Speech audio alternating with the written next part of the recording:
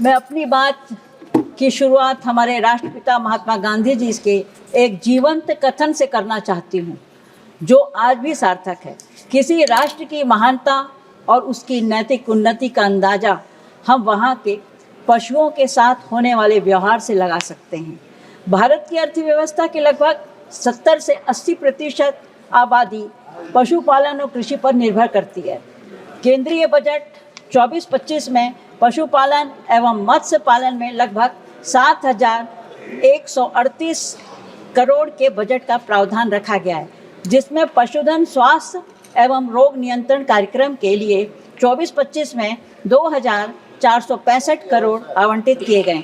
इसका उद्देश्य तो पशु चिकित्सा और स्वास्थ्य लाभ के लिए है, मगर 23 में कृषि संबंधी स्थायी समिति ने बताया कि बिहार और पश्चिम बंगाल में खुरपका और मुंहपका रोग के खिलाफ टीकाकरण के पहले दौर में कोई टीकाकरण नहीं हुआ। इसी तरह बिहार, राजस्थान, तमिलनाडु, अंडमान निकोबार, लक्षद्वीप और पांडुचेरी में ब्रुसेला के खिलाफ कोई टीकाकरण नहीं हुआ, जिसका मूल कारण मानव संसाधन की कमी है। इसी प्रकार 21-22 में भारत में मवेशियों में गांठदार त्वचा रोग का प्रकोप हुआ। इसके कारण बहुत सारे हमारे मवेशी मारे गए। विभाग की शारीरिक टीकाकरण लक्ष्यों को पूरा करने के लिए राज्यों और केंद्र शासित प्रदेशों के साथ अनुवर्ती कार्रवाई करनी चाहिए और टीकाकरण के लिए पर्याप्त जनशक्ति की भर्ती और प्रशिक्षण के लिए कदम उठाने चाहिए।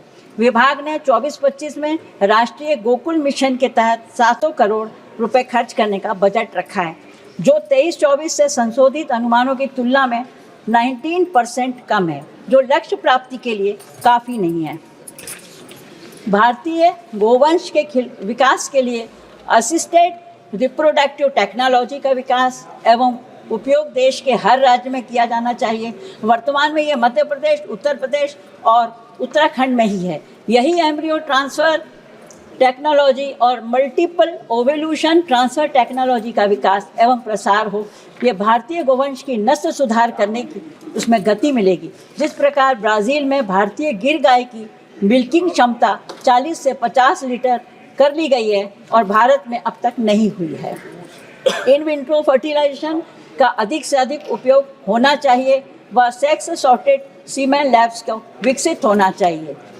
ड्वार्फ गोवंश पुंगनर आंध्र प्रदेश, वेंचूर केरला और कोसाली छत्तीसगढ़, जो कि विलुप्ति के कगार पर हैं, जिनका संरक्षण आवश्यक है। इस संदर्भ में बजट में कोई विशिष्ट प्रावधान नहीं है।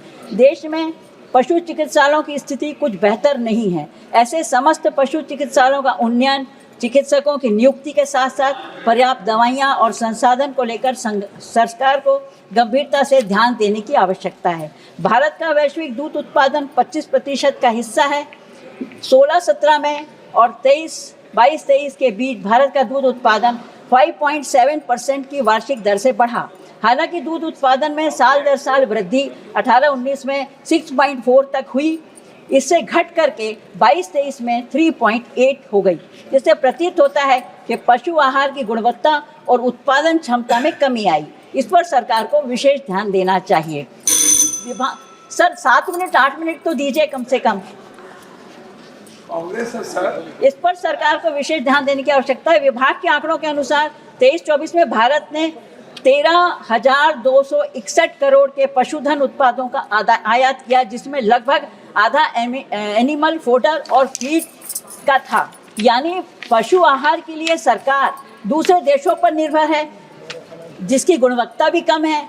आत्मनिर्भर भारत, विश्व गुरु कहलाने वाला भारत दूसरे देशों से पशु आहार ले रहा है, ये आश्चर्यजनक बात है।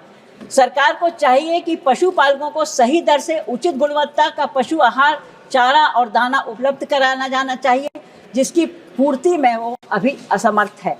पशुपालन और मत्स्य पालन में जहां करोड़ के बजट का प्रावधान है, लेकिन कहीं भी यह बताने की कोशिश नहीं है कि छत्तीसगढ़ ही नहीं बल्कि पूरे देश में सड़कों पर घूमने वाले मवेशी पशु के लिए किसानों खेती खलिहान को नुकसान पहुंचा रहे पशुओं के लिए कोई प्रावधान है, ऐसा दिखता नहीं है। सड़कों पर घूम रहे पशु, जिनकी वजह से सड़क दुर्घटनाएं और मानव और पशु अपनी जान गंवा रहे हैं, इसलिए सभी राज्यों में निराश्रित पशुओं के लिए शेल्टर बनाए जाने का प्रावधान होना चाहिए।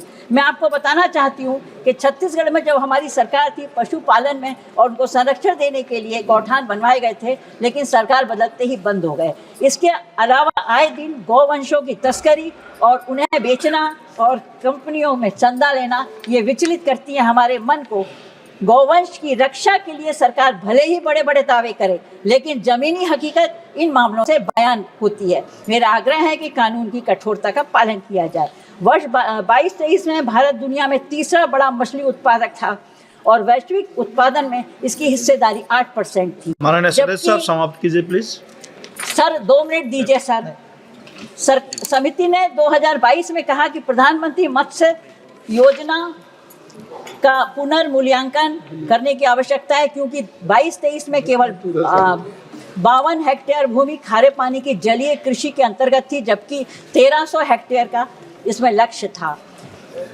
पशुपालन के साथ मत्स्य पालन के क्षेत्र में कार्य कर रहे हितग्राही और छोटे छोटे तालाबों मत्स्य पालन में जीविकोपार्जन कर रहे मछुआरों के लिए सरकार ने बजट में कोई प्रावधान नहीं रखा। देश की में अर्थव्यवस्था की प्राथमिक इकाई गांव के लोगों के रोजगार से जुड़े पशुपालन और मत्स्य पालन के माध्यम से जिस तरह लाभ और आर्थिक उत्थान होना चाहिए, महिला और पुरुषों को इन योजनाओं को जोड़कर स्वावलंबी बनाना चाहिए। इस दिशा में अधिकांश क्षेत्रों में यह नगण्य के बराबर है। अगर ये वीडियो आपको पसंद आया है तो इसे लाइक जरूर करें। अगर चैनल अभी तक सब्सक्राइब नहीं किया है तो कर लें और नोटिफिकेशन पाने के लिए बेल आइकन भी दबा दें।